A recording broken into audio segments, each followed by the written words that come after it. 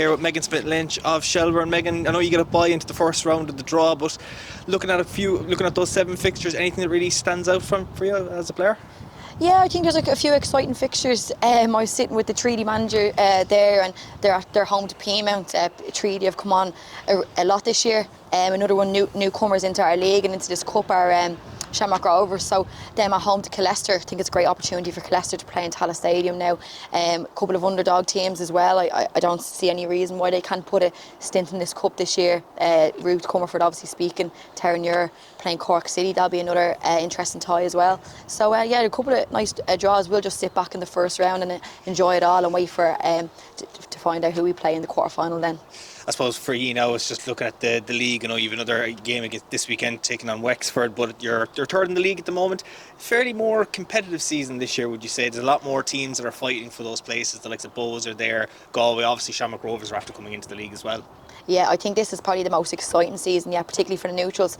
Maybe not us as players that want to be winning the league, and winning games every week. But I think in terms of women's football in Ireland, it's been brilliant. You mentioned a couple of teams there. I think it's a 5-horse race, a 6-horse if you really want to look into it this year. It's exciting. It's really exciting times, and every game is a massive one every weekend. I think we mentioned every week this is a massive one this weekend. There's no such thing as playing the top teams anymore. But looking ahead to this weekend, obviously there's a bit of history between us and Wexford Youth, so it would be nice to go into the mid-season break getting 3 points against them.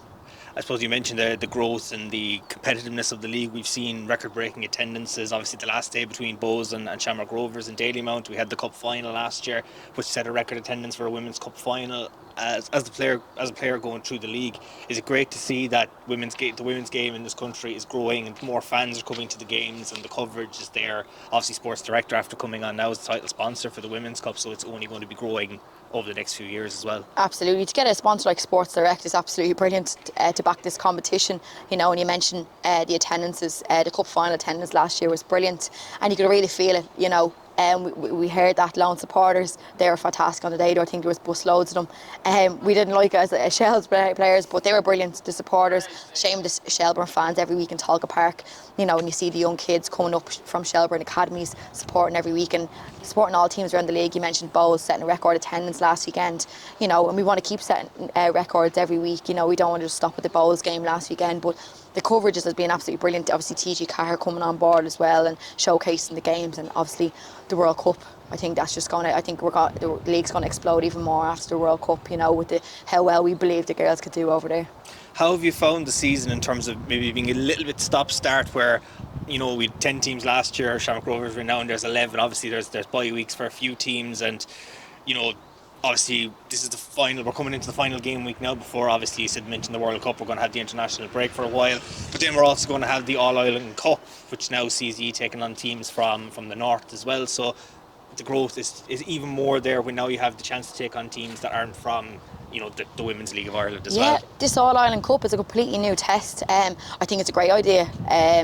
What it'll do is it'll give all teams an opportunity to play players, because it's that little break from the league, and it just gets us ready for the World Cup as well. A couple of games. I think we have Galway, Athlone and Linfield. Obviously Linfield, a new team for ourselves. There's a group of death as well. It will be really interesting with a couple of big teams. Glentoran are very strong up there, so they're in a group with Rovers, PM and Wexford. That's an interesting group, but it's exciting competition. It's a new one, and we want to be the first names on that trophy, on that competition. So hopefully we can do well in it. Could be trying for a domestic treble this year of the 2 cups on offer and the league title as well. Absolutely. Looking at yourself as well, you're balancing life, playing for Shelbourne, but you're also coaching as well. I suppose, how did you fall into the coaching at such a relatively young age as well to be coaching? I suppose I know you're coaching an Ireland underage team as well. Yeah, I was lucky enough. Tom Elms got the head coach job for the under-16 women's team, and 2 years ago now, and he asked me to come in as his assistant 2 years ago, and then ever since then I've loved the role. And obviously with the women qualifying for the World Cup, Tom has now gone full time in with the seniors just in preparations for the World Cup. So I was lucky enough to step up into the position, and I'm honoured and privileged to be able to balance both at the moment, and it's going really well, and it helps me as a player, and then playing helps me in my coaching as well, so they're really working hand in hand with each other.